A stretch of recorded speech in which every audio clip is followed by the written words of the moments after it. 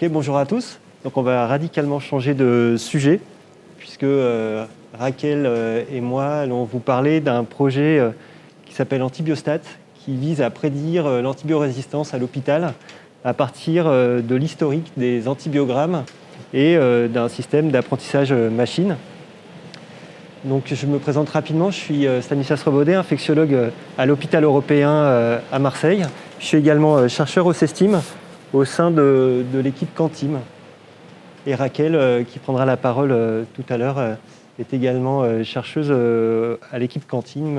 Elle est maître de conférence des universités à Aix-Marseille Université. Alors très rapidement, on va brosser un petit peu le tableau de l'antibiorésistance. Comme vous le savez, c'est un véritable problème. C'est considéré comme un problème majeur de santé publique par l'OMS. Et l'implication de ce développement de l'antibiorésistance, c'est la nécessité absolue de mieux utiliser nos antibiotiques. Or, ce n'est pas toujours facile, et j'y reviendrai. Mais pour que vous compreniez un petit peu la suite de la présentation, je vais rapidement vous expliquer comment ça se passe à l'hôpital quand on prescrit des antibiotiques. La plupart du temps, en fait, on ne sait pas encore à quelle bactérie on a affaire. On a un patient devant nous, par exemple un patient qui arrive avec des signes d'infection urinaire. Il va bien falloir qu'on démarre une antibiothérapie. Et puis avant de le faire, on va faire un prélèvement. Donc ça, c'est le stade 1, le stade du prélèvement. Par exemple, on prélève des urines. Et puis, au bout de quelques heures ou le lendemain, des fois, le bactériologiste, il nous appelle et il nous dit, voilà, j'ai regardé les urines au microscope et je trouve, par exemple, un bacille gram négatif. Et puis, les urines sont mises en culture, et puis au bout de parfois quelques heures, parfois plusieurs jours, ça peut aller jusqu'à 5 jours, et puis même il y a certains prélèvements qu'on garde jusqu'à 2 semaines, le bactério nous rappelle ou nous recommunique un résultat préliminaire en disant « ça y est, ça pousse, j'ai regardé la boîte de Petri, écoute, ça ressemble à une entérobactérie ». Donc ça nous intéresse en tant qu'infectiologue parce que ça nous permet derrière d'adapter éventuellement nos antibiotiques. Et puis il faut encore attendre une étape supplémentaire qui est l'étape d'identification d'espèces de façon à ce que le bactériologiste il nous dise que ce qui a poussé sur la boîte de Petri, c'est par exemple un Escherichia coli. Et puis enfin, il faut attendre l'antibiogramme qui prend encore de 1 à 2 jours en fonction des bactéries. Donc finalement, on arrive facilement à un délai de minimum 2 jours entre le prélèvement et l'antibiogramme. Et puis parfois, ça peut aller jusqu'à 5, voire une quinzaine de jours pour des situations très très particulières. Alors en attendant l'antibiogramme, donc généralement on l'a quand même en 2, 3, 4 jours, il faut bien qu'on se débrouille et qu'on prescrive un antibiotique. Et alors je vous rassure, on ne prescrit pas à l'aveugle, on applique des recommandations qui sont généralement recommandées par les sociétés savantes et qui sont appliquées, adaptées à chaque hôpital. Donc chaque hôpital a son antibioguide. Vous voyez par exemple à droite l'antibioguide de l'hôpital européen, qui est basé à la fois sur les recommandations des sociétés savantes et puis sur ce qu'on sait à peu près de l'écologie bactérienne de notre hôpital. Et toute la difficulté qu'on a, c'est de prescrire un antibiotique qui respecte une balance entre l'envie d'être efficace absolument pour traiter notre patient, donc ça c'est le plateau de gauche, et puis en même temps l'envie de ne pas taper trop fort non plus avec des molécules à trop large spectre, parce que le risque c'est que ça facilite le développement de résistance. Et puis cette balance qui n'est pas toujours facile à établir, elle est également impactée par la sévérité du patient. Si on est devant un patient extrêmement grave, qui fait un choc septique, qui est en réanimation, etc., on va vraiment vouloir maximiser nos chances d'efficacité. À l'inverse, si on est devant une jeune femme qui vient aux urgences pour une cystite, c'est pas très grave si on se plante pendant 1 ou 2 jours. Ok, elle aura mal, mais sa vie n'est pas du tout en danger. Et donc, on peut comme ça projeter les antibiotiques selon l'axe des abscisses, la probabilité d'efficacité, et puis en ordonnée la largeur du spectre. Et puis, si on découpe cet espace, l'idéal, c'est d'avoir des antibiotiques qui seront probablement efficaces avec un spectre le plus étroit possible. Malheureusement, ce n'est pas toujours possible d'en disposer.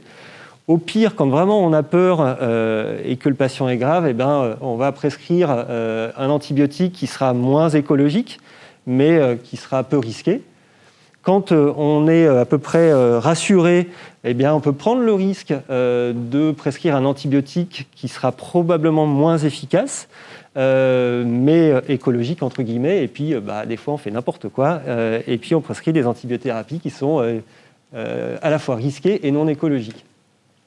Alors, pour essayer d'aider les cliniciens à faire mieux que ça, il y a pas mal d'équipes qui ont développé des outils d'aide à la décision. Alors, il y a des guides informatiques, je ne vais pas épiloguer, on en a tous dans la poche sur nos smartphones.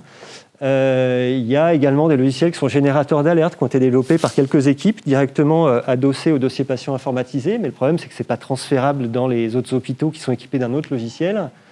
Il y a des systèmes d'antibiogrammes probabilistes aussi qui vous aident à savoir que dans votre service, si c'est un Escherichia coli, il y a quand même des chances pour qu'il soit sensible à telle ou telle bactérie et résistant à telle autre. Mais là, c'est pareil, pour l'instant, c'est vraiment des outils qui ont été développés de manière très localisée dans certains centres. Et donc, l'idée de ce travail, c'est de développer une appli de prédiction de la résistance au lit du malade à partir de la base historique des antibiogrammes de l'hôpital européen. Et puis de ça, on programme une appli qu'on va vous présenter tout à l'heure. Et donc les différentes étapes pour le faire, c'est de partir de cette liste d'antibiogrammes. Donc là, par exemple, à l'hôpital européen, on a 7 ans de recul entre 2014 et 2020, ce qui fait une quarantaine de milliers d'antibiogrammes. Des programmations de règles d'interprétation des antibiogrammes, parce que, vous le voyez peut-être, c'est plein de trous. Et donc, si on veut faire des prédictions, il faut commencer par boucher les trous. Et pour ça, on dispose de règles d'interprétation des antibiogrammes qui sont édictées par les sociétés savantes de bactériologie. Et donc, on a programmé ces différentes règles de façon à boucher tous ces trous. On sait par exemple qu'un Escherichia coli est tout le temps résistant à la cloxacilline, enfin peu importe.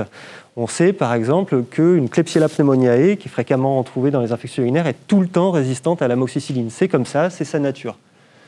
Après, on caractérise les antibiogrammes en fonction du service, du type de prélèvement, du fait que c'est un patient qui était déjà connu ou pas dans la base de données, par exemple. On nettoie la base en enlevant les doublons, etc., pour arriver à une base propre. Et puis, cette base, en voilà un petit peu la description. Donc, je vais vraiment pas du tout détailler. Mais vous voyez, ici, vous avez les différentes lignes, c'est les principales espèces représentées dans cette base de données. Et puis en bas, là, les colonnes, c'est les principaux antibiotiques d'intérêt clinique en infectiologie. Et puis à droite, c'est les associations, parce que ça peut être intéressant d'associer l'augmentin avec un autre antibiotique comme un aminoside. C'est des choses qu'on fait assez fréquemment. Donc là, vous avez la probabilité de sensibilité. Plus c'est vert, plus c'est une probabilité plus les bactéries sont sensibles, et plus c'est rouge, moins elles le sont. Ça, c'est au stade des cultures. En fait, comme vous vous souvenez tout à l'heure, je vous ai expliqué qu'avant d'avoir le diagnostic d'espèce, le bactério nous disait c'est une entérobactérie, je vois ça sur la boîte, ou il peut nous dire c'est probablement un staphylocoque, je le vois aussi sur la boîte. On peut, comme ça, à partir de la base, regrouper toutes les entérobactéries entre elles et puis regarder quelle est la sensibilité moyenne à chaque antibiotique.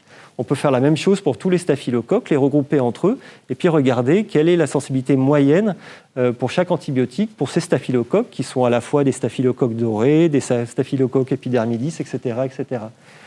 Pareil au stade précédent, le stade de l'examen direct, on peut regarder, pareil, pour tous les bacilles gram négatifs. Il y aura à la fois les entérobactéries, mais également d'autres types de bacilles gram négatifs, pour tous les coccigram+, etc., etc.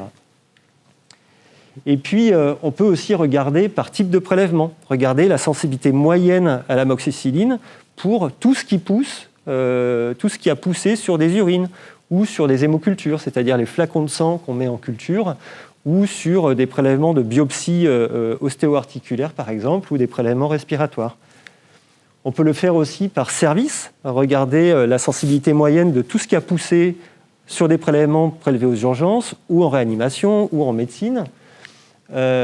Pareil chez des patients qui étaient inconnus de l'hôpital, donc qui ont probablement un profil plutôt, nous on appelle ça communautaire, c'est-à-dire des gens qui sont peu consommateurs du système de santé. Il y a peu de chances qu'ils soient porteurs de bactéries multirésistantes. Et puis à l'inverse, de regarder plus spécifiquement chez des gens qu'on connaît déjà à l'hôpital.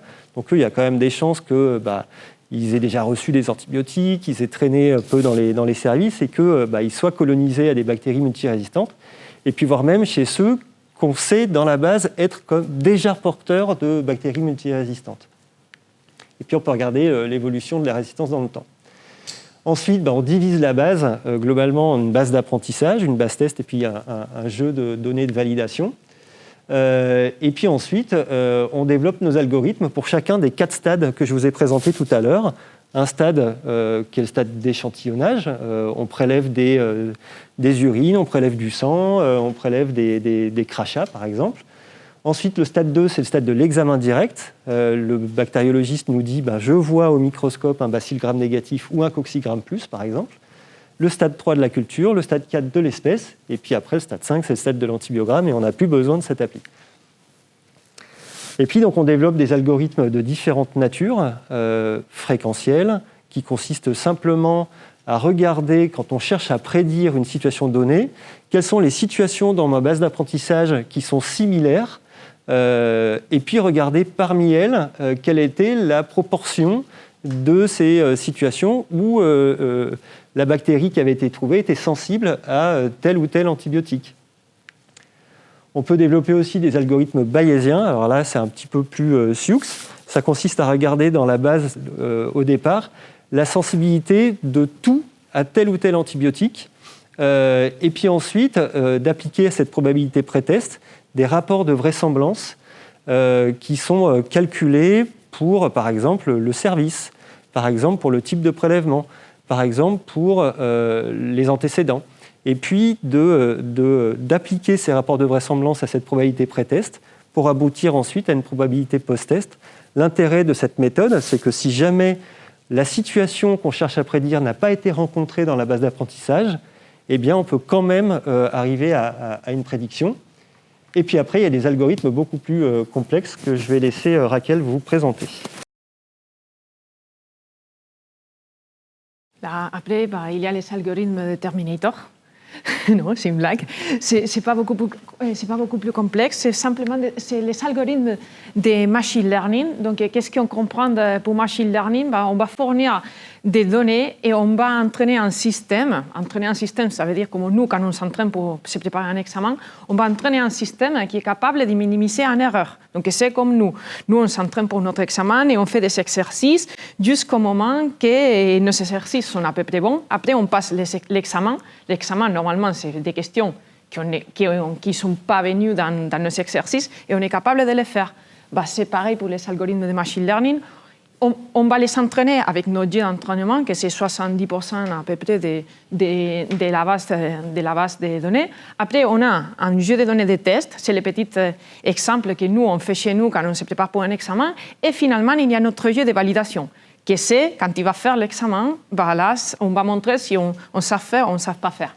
Donc, par rapport à les algorithmes qu'on a utilisés, on a utilisé les algorithmes différents algorithmes, la régression logistique, tout le monde les connaît. C'est normalement, quand on fait une étude machine learning, c'est souvent les baselines. On se compare toujours avec la régression logistique. Après, après, on va utiliser des algorithmes qui permettent d'avoir un ensemble de prédicteurs. C'est-à-dire, on va utiliser, c'est comme si on demandait à plusieurs personnes de faire l'examen. D'accord? Donc, on a les algorithmes de boosting qui permettent... on a entraîné différents algorithmes de boosting, comme AdaBoost, Gradient Boosting et Extreme Gradient Boosting. C'est state-of-the-art algorithme et ils permettent d'entraîner notre jeu de données d'une telle façon que là où on a fait une erreur, on va ajouter plus de poids à ce point dans lequel il y a une erreur pour essayer d'améliorer. Comme quand on étudie, si moi j'ai fait des problèmes, j'ai fait des examens, j'ai fait un examen de test et je me suis dit, je me suis trompé ici, je vais réétudier ça pour m'améliorer. Donc voilà les différents algorithmes de boost utilisés. Après, on a utilisé l'algorithme de vagging, qui bon, c'est un autre type d'entraînement. Random Forest, qui est assez connu, qui permet, c'est plusieurs arbres de décision. Et finalement, le Neural Network, qui est, bon, tout le monde a entendu parler, on a un réseau de neurones qui a plus ou moins de couches. Dans notre cas, comme notre jeu de données n'était pas très complexe en termes de caractéristiques, on a utilisé des couches. Et du coup, la réseau de neurones, elle va combiner d'une certaine façon optimale les différents entrées pour nous donner la sortie qui nous intéresse le plus. Donc, du coup, quand on entraîne notre réseau de neurones, c'est ce qu'on veut faire, c'est qu'on va estimer de quelle est la meilleure façon de combiner tous nos entrées pour obtenir la meilleure sortie. Donc, pour faire la comparaison, parce qu'avec tous les algorithmes qu'on a mis en place, les super algorithmes de Stan et les algorithmes de machine learning, bon, il vaut bien choisir un. Donc, on a utilisé la courbe ROC qui nous permet de voir les rapports qui existent entre la vraie prédiction et les fausses prédictions. Donc, également, on a calculé la courbe ROC moyenne. La courbe ROC pour la situation rare, c'est les 100 percentiles des cas les plus rares, et le taux d'échec de prédiction qui s'applique plutôt aux algorithmes fréquentiels et pas pour les algorithmes de machine learning. C'est-à-dire, le machine learning, même s'ils n'ont jamais vu ces cas, ils sont capables de donner un résultat plus ou moins bon, ça dépend, mais normalement, ils fournissent tout le temps un résultat. Donc, voilà les résultats. Donc, ça, c'est pour les... Pour les stades 1, c'est le moment où on connaît le moins d'informations. Donc, on a des résultats des courbes ROC, 60% à 67%, etc. Donc, on a une probabilité de que notre prédiction soit correcte de 60%. Okay.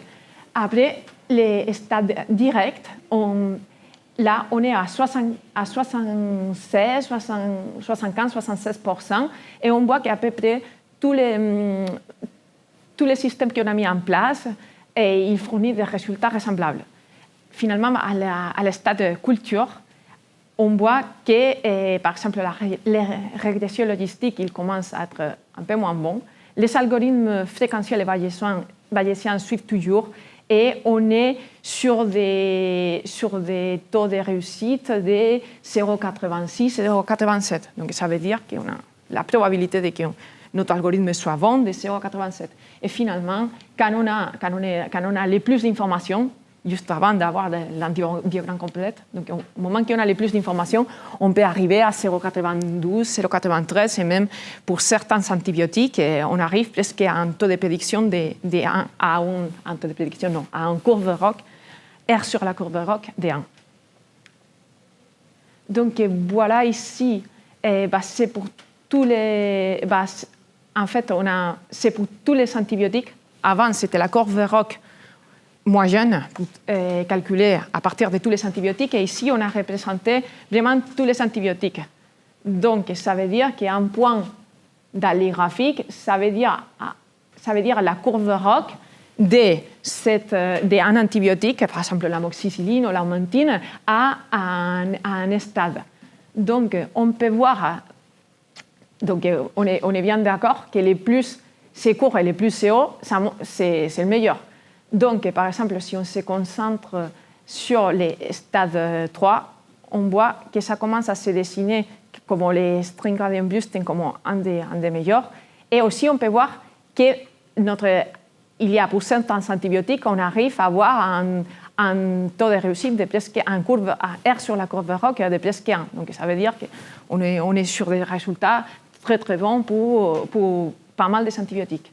Et pareil, là pour les stades 4, et on voit encore une fois, string gradient boosting et vagging, c'est parmi les modèles qui performent le mieux, mais on peut voir que presque tous les modèles, pas mal de modèles qu'on a mis en place, marchent très bien également. On a eu des petites surprises, et notamment les neural networks, et bon, ces derniers temps, ils sont considérés comme tout puissants.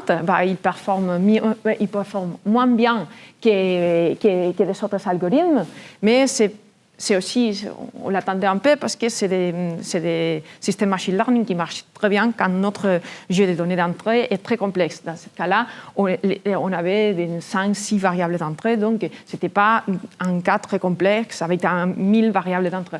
Donc ce n'était peut-être pas, c'est pas avec ce type de données qu'on va sortir tous les potentiels des réseaux de neurones. Par contre, dans la littérature, on avait vu que Extreme Gradient Boosting, il marchait super bien pour des données vraisemblables. Effectivement, dans ce cas-là, ça s'était confirmé.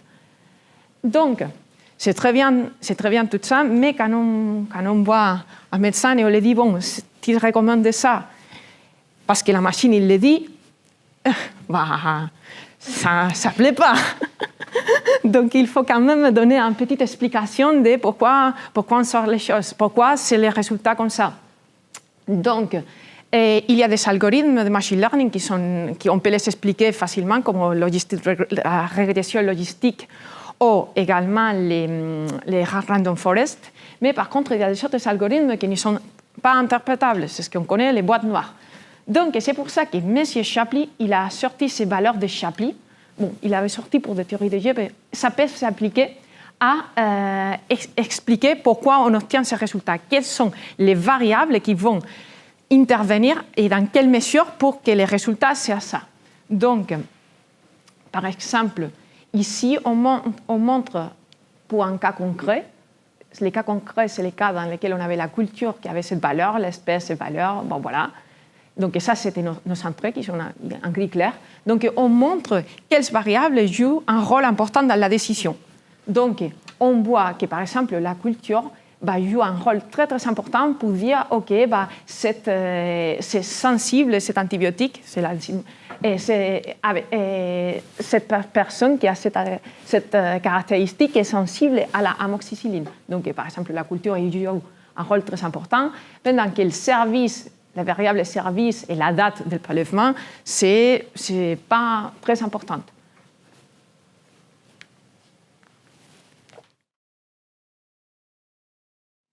Merci Raquel. Alors en conclusion, on voit que finalement on peut obtenir des prédictions intéressantes avec des données assez simples dans leur nature. En fait, vous voyez, c'est simplement un tableau Excel extrait par le bactériologiste de l'hôpital, qui peut être aisément anonymisé à la source et qui du coup ne pose pas de problème de RGPD et de problème de CNIL comme ce serait le cas si on travaillait avec les antécédents, avec tout l'historique du dossier médical des patients.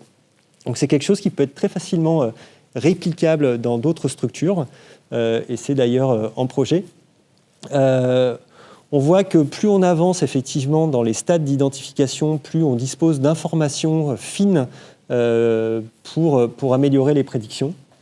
On voit que, mine de rien, tous les modèles ne se comportent pas de la même manière en fonction des stades, en fonction des antibiotiques, vous l'avez vu avec les Violin plots. Et puis, on n'a pas présenté les résultats, mais quand on s'intéresse spécifiquement aux situations rares, quand on cherche à prédire les situations rares, c'est là où les choses se corsent et où certains modèles vraiment se dégradent considérablement, comme les modèles fréquentiels. Là, pour le coup, quand la situation n'a jamais été rencontrée, on ne peut rien prédire. Quand elle a été rencontrée 2 fois, on n'a pas beaucoup d'informations permettant de faire cette prédiction. Et puis, il y a d'autres modèles dont la qualité des prédictions se dégrade beaucoup quand on s'intéresse aux événements rares. Au final, quand on fait ce benchmarking des modèles, il y en a un qui se comporte assez bien tout le temps, c'est le gradient boosting. On voit qu'avec les Shapley values, finalement, on a quand même de l'interprétabilité possible. Et donc, c'est vraisemblablement ces modèles-là qu'on va garder après pour une utilisation pratique future. Donc, on voit que ça peut représenter un intérêt potentiel pour l'aide à la décision au lit du malade. Moi, j'ai l'appli dans ma poche et je la sors assez fréquemment, par exemple, quand je suis en staff avec les réanimateurs et qu'on discute. Ça permet quand même d'enrichir les débats. L'idée, c'est comme je vous l'ai dit tout à l'heure, c'est de choisir des antibiotiques qui soient probablement actifs et avec un spectre le plus étroit possible. Et puis, on peut très bien demander à ces algorithmes, non pas de nous dire ce sera sensible ou ce sera résistant, on peut leur demander de nous donner une probabilité de sensibilité. Et ça, le fait de fournir une probabilité, ça s'intègre assez naturellement dans le raisonnement probabiliste médical, qui est en fait un raisonnement de gestion des risques. Je vous l'ai dit tout à l'heure, on est devant un patient qui a un choc septique, qui est dans un état très grave. Eh ben, je veux une probabilité qui soit maximale, à plus de 95%.